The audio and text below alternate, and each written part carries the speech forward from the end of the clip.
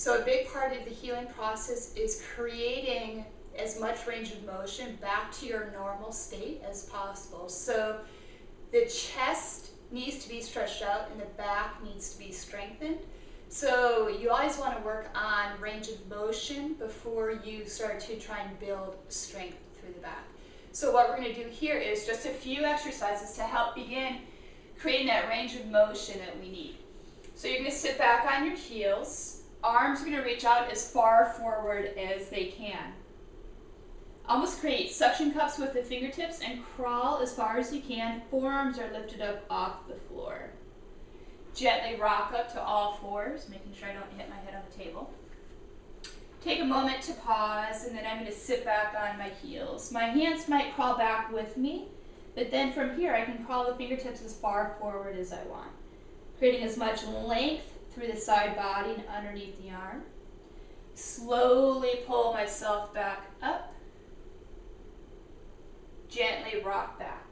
So just creating this back and forth motion between child's pose here. Inhaling to pull myself up to tabletop is going to help to increase range of motion through the shoulders and to help create length and space underneath the arm and through the side body. And then you can always sit back into child's pose, bring the forehead down to the floor, and just create as much length as you can.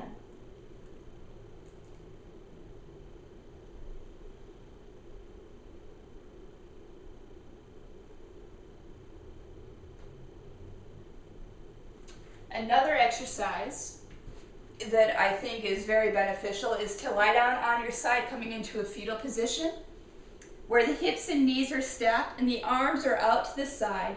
You might want to place a pillow if this is too intense for your neck to be all the way down on the ground. Keeping my hips stacked, I lift the top arm up and open.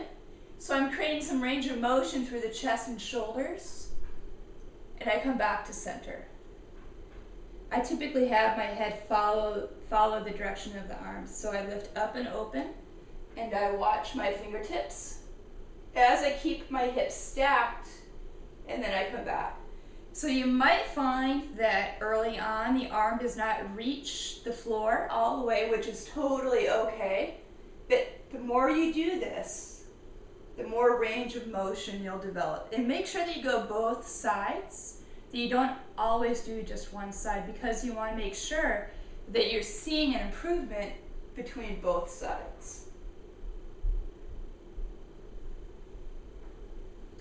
Another range of motion exercise you can do is to lie down on your back. Knees are bent, feet on the floor, arms reach straight up.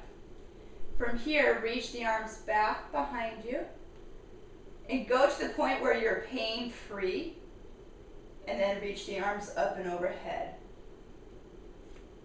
So you might find one side is better than the other. The idea is that you're creating as much range of motion as you can in a pain-free environment.